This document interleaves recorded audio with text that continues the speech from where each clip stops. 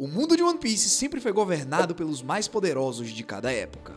Na geração do antigo rei, nomes como Rox, Barba Branca, Garp e Roger colocavam medo em qualquer um que ousasse enfrentá-los. Inclusive, um deles recebeu o título de o homem mais forte do mundo. Mas, infelizmente, não é segredo pra ninguém que quando Barba Branca chegou em Marineford, ele já estava longe dos seus tempos de glória. Ele já estava velho, doente e já não era mais aquele homem que batia de frente com o próprio Goldie Roger em igualdade. Agora, e se as coisas não fossem assim? E se, em vez de chegar enfraquecido, Newgate tivesse ido para Marineford no auge do seu poder?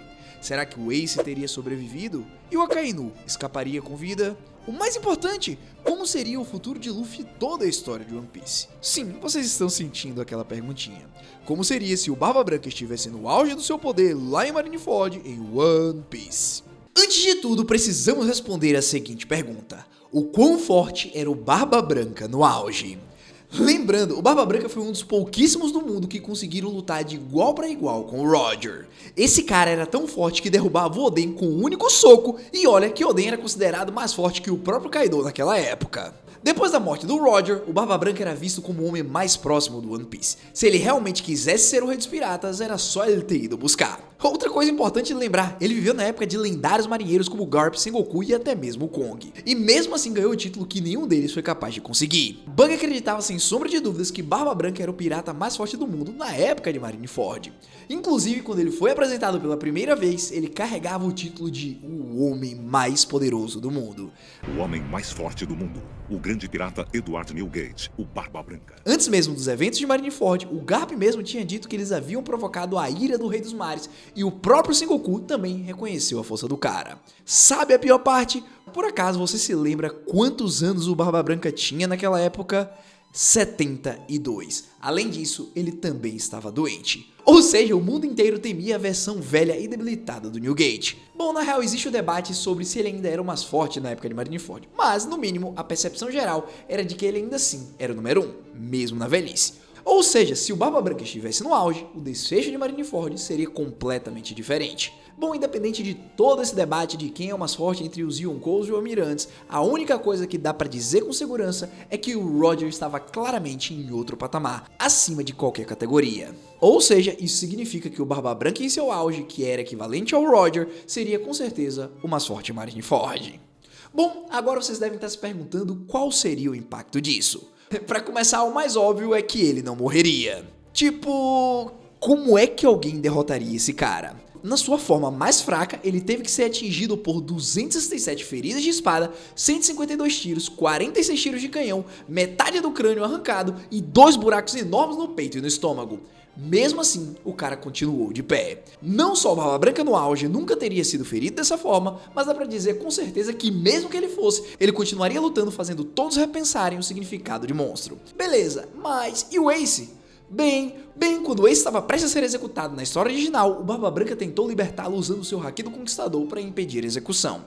Porém, como já tinha tomado muito dano, ele não conseguiu manifestar a sua vontade, por isso que quem acabou salvando o Ace foi o Luffy. Porém, nessa versão da história, o Barba Branca não vai precisar da ajuda de nenhum novato, como o próprio Chapéu de Palha.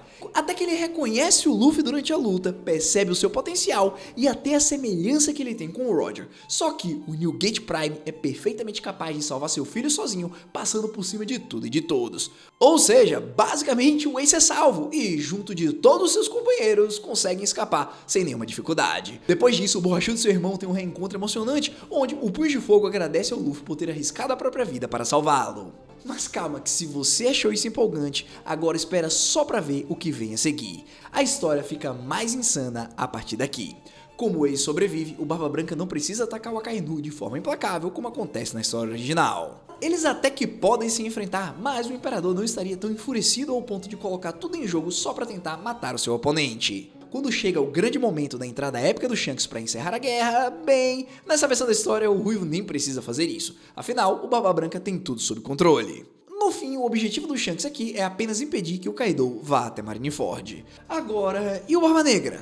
Aí nós temos uma outra mudança bem importante. O Teach não consegue adquirir o poder da Gura Gura no Mi e em vez disso ele vai atrás de outra fruta.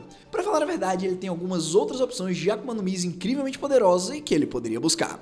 Primeiro, a do Kaido, a Wo no Mi modelo Seiryu. Bom, não daria pra lutar contra o Kaido. Também teríamos a do Luffy se ele desse mole, a Hito Hito no Mi modelo Nika. E com certeza outra fruta que o Teach gostaria de ter é a Soro Soro no Mi da Big Mom. Ou até mesmo aquela fruta misteriosa que ninguém conhece, a Sub Sub no Mi, que quando ativada garante que você receba o melhor conteúdo de One Piece do YouTube. Então já sabe, pra você comer ela, basta você se inscrever e deixar o like. Mas vamos voltar ao Luffy. Pelo fato de que o Ace não morreu nessa versão da história, o Luffy não passa por aquele grande desenvolvimento e treinamento após a guerra. Também, os Chapéus de Palha não treinam por 2 anos inteiros, ou seja, o time skip não acontece. Em vez disso, o bando consegue se reunir depois de um tempo e continuam a jornada juntos. Um ponto importante que a gente precisa destacar é que o Luffy continua super confiante, do mesmo jeito que ele sempre foi. Não, calma, na verdade ele passa até que um tempinho, alguns dias treinando para conseguir destruir o pacifista que derrotou todos os Chapéus de Palha no arco de Shabold. Mas eu tenho certeza que ele não vai treinar por 2 anos inteiros, um erro que, como vamos ver a seguir, pode ser catastrófico. Enquanto viajam, os Chapéus de Palha encontram os Piratas Hat, liderado por Trafalgar Law, e formam uma aliança com eles com o objetivo de derrotar tanto o Doflamingo quanto, mais pra frente, o Kaido. Entretanto, você percebe qual é o problema aqui? Na história original, Luffy e o Chapéu de Palha passam por um treinamento de 2 anos, onde todos ficam muito, mas muito mais fortes. Por causa desse treinamento especial que o Luffy fez com o Rayleigh, ele conseguiu inclusive dominar o seu Haki e até desbloquear o Gear 4. O Zoro, que por sua vez treinou com o Mihawk, também melhorou muito suas habilidades com a espada e despertou o Haki. E o Sanji, bem, não sei se dá pra chamar de treinamento que ele fez lá na Ilha Kamabaka, mas ainda assim, durante os 2 anos, ele também ficou bem mais forte. Resumindo, isso vale para todos os Chapéus de Palha, o que significa que agora em Dressrosa, com a ausência desse treinamento do time skip, o Luffy não consegue derrotar o Doflamingo sozinho, já que ele não tem o Gear 4 nem nenhum controle sobre nenhum tipo de Haki. Na sequência, o Zoro não consegue derrotar o Pika e de forma geral, o bando enfrenta problemas muito sérios. Mas calma, será que eles realmente vão ser derrotados? Será que seus sonhos e esperanças vão ser destruídos pelas mãos de ninguém menos do que do próprio Don Quixote do Flamingo? Bom, presta atenção nisso daqui porque algo muito empolgante acontece. Vocês lembram exatamente quem o Luffy reencontra em Dressrosa na história original? O irmão perdido dele, o Sabo. Eu particularmente acredito que esse é o momento perfeito para os 3 irmãos se reencontrarem e lutarem juntos para derrotar o Doflamingo. Então, pensando nisso, os 3 lutam lado a lado e conseguem superar o Chichibukai, mesmo sem terem passado pelos 2 anos de treinamento. Uma pequena mudança aqui que também vale a pena mencionar é que o Sabo não come a Mera Mera no Mi nessa versão da história por motivos óbvios, né?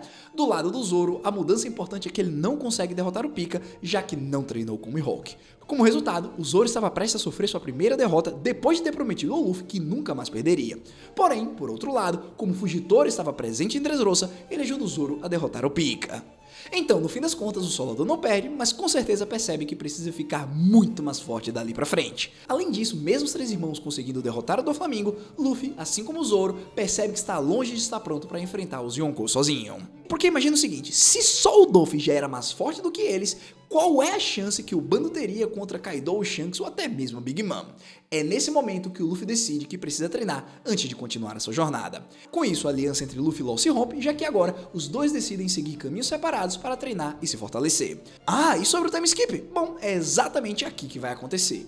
Mas tem algumas diferenças importantes em relação ao time skip que acontece originalmente. Uma das maiores diferenças é que o Kaido está muito furioso com o Luffy, o Ace e o Law por eles terem derrotado o Doff e com isso cortado a linha de fornecimento de armas e Smiles para o ano. Graças a essa situação, o Rei das Feras decide ir atrás deles, mas será que ele vai conseguir encontrá-los? Não exatamente. Até porque a próxima coisa que acontece muda tudo em relação à decisão do Luffy. Isso porque, no lugar do Rayleigh, o Luffy nessa versão da história treina ao lado do Ace com a ajuda dos piratas do Barba Branca. A real é que o bando do Imperador valorizou a ajuda do Luffy durante Marineford e, como o Punhos de Fogo fala bem dele, eles aceitam o pedido para que o Borrachudo treine com eles. Além disso, é meio que uma forma de agradecer por ele ter ajudado na guerra de forma geral. Ou seja, quando o Kaido descobre que o Luffy e o Ace estão com os piratas do Barba Branca, ele percebe que não pode enfrentá-los sozinho e recua para o ano. Vale lembrar que os Chapéus de Palha não se tornam membros dos piratas do Barba Branca, mas sim seguem com eles, viajando de ilha em ilha e treinando ao lado da tripulação. Algo mais como parceiros do que como subordinados. E como o mundo está relativamente em paz agora, isso não representa nenhum problema. Durante o treinamento do Luffy, o Barba Branca observa o garoto e sua imagem vai ficando cada vez mais clara para ele. Ele enxerga perfeitamente a semelhança entre Luffy e Roger, nos ideais, no espírito e até mesmo no jeito de agir. Por conta disso, mesmo tendo dito anteriormente que queria que o Ace fosse o Rei dos Piratas, depois de ver como o Luffy se comporta e quando ele lembra o Roger, ele disse que mal pode esperar para ver quem será o próximo Rei dos Piratas, Ace ou Luffy. Apesar de agora estar no auge, o objetivo do Newgate não mudou. Ele não quer de forma alguma ser o Rei dos Piratas. No fim, mesmo Ace dizendo que queria fazer do Barba Branca se tornar o rei, agora tudo muda. O Punho de Fogo finalmente ouve o seu pai adotivo e resolve participar da competição para ver quem vai ser o maior pirata de todos os tempos. No fim, isso se torna uma competição entre os dois irmãos. Aquela promessa que ambos fizeram quando eram crianças agora está ao alcance dos dois. Mas a real é qual deles vai conseguir esse feito extraordinário. Continuando, durante o treinamento no time skip, o Luffy desenvolve o seu haki e melhora de forma geral o domínio sobre sua Akuma no Mi, o que permite que ele use seus gears sem gastar sua força vital ou causar tanta pressão no corpo. Ele até consegue desbloquear o Gear 4, que como a gente sabe é uma das armas mais importantes do Luffy contra oponentes poderosos. Tudo isso sob a orientação do Barba Branca e da sua tripulação. Também durante esse treinamento, o Ace evolui bastante. Os dois irmãos lutam várias vezes um contra o outro e crescem juntos nesse processo.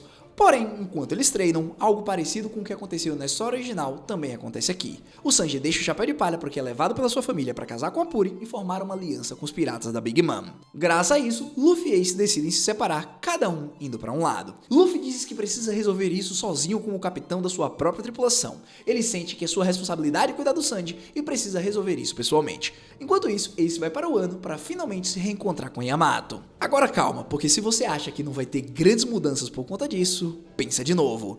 Lembra daquela cena específica que o Sanji dá um chutaço na cara do Luffy quando o capitão tenta trazê-lo de volta? Pois é, mas agora você acredita que se o Zoro tivesse visto aquilo acontecer na frente dele, as coisas iam desandar de forma bem séria? Bom, nessa versão da história, o Zoro está presente e assim que ele vê o Sanji atacando o Luffy, ele fica furioso e parte para cima do cozinheiro. A luta entre Sanji e Zoro começa ali mesmo e isso faria o fandom ir à loucura. Sim, os dois sempre brigaram, mas eles nunca tinham tentado se machucar de verdade até agora, porque ambos vão com tudo, sem segurar. Os dois acertam golpes importantes, mas antes da gente ver quem seria vencedor, a família do Sanji intervém e leva ele embora. O Solador até que tenta ir atrás, mas o Luffy grita com ele e impede a luta de continuar. O Chapéu de Palha quer que o Sanji volte por conta própria e não quer que o Zoro lute com ele. Porque se o capitão quisesse machucar o cozinheiro, ele mesmo poderia fazer isso, mas ele escolheu não fazer. Por respeito ao seu capitão, o Zoro então obedece e não vai atrás do Sanji. Bom, com isso, o resto do arco se desenvolve da forma parecida com a história original, com o Luffy derrotando o Katakuri e o Sanji voltando para a tripulação antes do Chapéu de Palha partirem para o próximo destino. Infelizmente, a relação entre o Zoro e Sanji fica bem tensa, mais do que nunca. Mesmo assim, depois de algum tempo, eles conseguem deixar a raiva de lado para seguir com a jornada. O resto da história segue de forma bem parecida com o original, até que a gente chega no arco de Wano. Aqui, o Ace, como a gente mencionou antes, já está em Wano antes do Luffy chegar. O Punho de Fogo teve um reencontro, digamos, bem emocional e complicado com Yamato, depois de tantos anos sem se verem. Interpretem como quiser. Porque quando o Luffy chega em Wano, ele acaba sendo preso pelo Kaido igual na história original. Ah, e mesmo que o Chapéu de Palha e os Piratas Hat tenham seguido caminhos diferentes, o Law ainda está de olho nas ações do Luffy e decide esperar até ele chegar em Wano para ajudá-lo a derrotar o Kaido. Ou seja, agora não só o Ace está presente, como também o Luffy, o Law e o Kid estão todos por lá. Ah, e o fato do Kid ter sido capturado pelo Kaido antes não muda nessa versão da história. O curso dos acontecimentos segue de forma bem semelhante, com a grande diferença de que agora o Ace também está presente. E pode acreditar, o filho do Rei dos Piratas está muito mais forte do que quando ele enfrentou o Barba Negra na história original. Tanto é que durante a Batalha do Telhado, o Ace também está por lá e por isso os dois irmãos lutam junto contra o Kaido. A fera percebe que o Punho de Fogo está mais forte e por isso tenta focar nele. Além disso, o fato dele ser filho do Roger faz com que o Kaido queira matar ele ainda mais. Depois de uma luta brutal, o Ace acaba ficando gravemente ferido. Graças a isso, o Luffy perde o controle, entra em fúria e parte para cima do Kaido de forma imprudente, como a gente já viu ele fazer antes. Porém, sem o Gear 5, o Chapéu de Palha não representa tanto perigo assim. Depois de lutas prolongadas e ferimentos sérios, o Luffy finalmente desperta sua Akuma no Mi e ativa o Gear 5. Graças a esse poder esmagador, os dois irmãos finalmente conseguem derrotar o Yonkou, enquanto Kid e Law derrotam a Big Mom. Felicidade para todos e as fronteiras de Wano agora estão oficialmente abertas para o mundo exterior. Continuando com o despertar do Gear 5, o Luffy se torna tão forte quanto ou até mais forte do que o Ace. Ah, e com a derrota dos dois imperadores, 2 tronos ficam vagos, prontos para serem ocupados. Obviamente, os cargos vão para Monkey D. Luffy e Potgas the Ace. O mundo inteiro fica em choque. O filho do antigo rei dos piratas que escapou da execução há 2 anos, agora é um dos 4 imperadores. Graças a esse fato, o governo mundial dá ao Ace a maior recompensa da história, não porque ele seja necessariamente o personagem mais forte, mas porque eles reconhecem que, se ele atingir seu potencial máximo, ele representa o maior risco para eles. Até porque um Yonkou com 22 anos, filho do Roger e ainda por cima treinado pelo Barba Branca... sim, devo dizer que o governo agora está apavorado com o que o Ace pode se tornar. Ah, mas essa lógica também leva a recompensa do Luffy a subir ainda mais, já que pra eles o Chapéu de Palha é mais novo ainda que o Punho de Fogo, e o que significa que seu potencial é enorme. Aí a gente não vai nem entrar no mérito de que o Luffy agora é o Yonkou mais jovem da história com apenas 19 anos. No fim, a única parte triste dessa versão é que o Bug não virou um Yonkou. Ai, poxa, que injustiça com o Bug de Clown. Ele merecia tanto... Bom, e o que acontece agora que o arco de Wano finalizou? Os dois irmãos se despedem novamente e então Ace e Luffy seguem caminhos diferentes. O Luffy vai para Elbaf e praticamente tudo se desenvolve como na linha do tempo original. Enquanto isso, o Ace apenas segue a sua jornada. Ambos agora têm os olhos voltados para o mesmo objetivo, se tornar o próximo rei dos piratas. E os dois estão muito mais perto que nunca de alcançar esse sonho. Mas como a gente não sabe exatamente como a história vai seguir depois disso, já que o Oda ainda está escrevendo o arco de Elbaf na época desse vídeo, a gente só pode imaginar os desfechos finais de One Piece. E o que é que eu quero dizer com isso? Bom, vocês já devem saber pelos meus vídeos que com certeza One Piece vai ter uma guerra final. Depois que essa guerra terminar, vamos estar a apenas alguns passos de descobrir quem será o rei dos piratas, e por isso, na nossa versão da história, o enredo segue mais ou menos assim. A guerra acontece e ela é tão brutal quanto se pode imaginar. Pensa numa guerra total entre os personagens mais fortes do universo de One Piece. Depois que essa guerra termina, os únicos candidatos sérios ao título de rei são Luffy e Ace. Bom, e o que acontece agora? A real é que eu acho que o Luffy e o Ace teriam uma luta final épica pra decidir quem iria pegar a coroa. Bom, e eu digo o seguinte, se você achou que a guerra seria insana, espera só pra ver essa batalha entre os dois. Iria quebrar a internet. Tenho certeza que a comunidade de fãs ficaria dividida, com metade torcendo pelo Ace e a outra metade para o Luffy. Mas como essa luta provavelmente seria muito equilibrada, a pergunta que fica é: quem venceria entre os dois irmãos? Dessa vez eu vou deixar vocês escolherem, então deixem nos comentários. Ace tendo alcançado todo o seu potencial ou Luffy na sua versão final e mais poderosa? Conta aqui pra mim o que você acha, porque independente de quem vença, o perdedor parabeniza o vencedor. E no fim das contas, a vontade de Goldie Roger é herdada por um sucessor digno, seja ele o Ace ou o Luffy.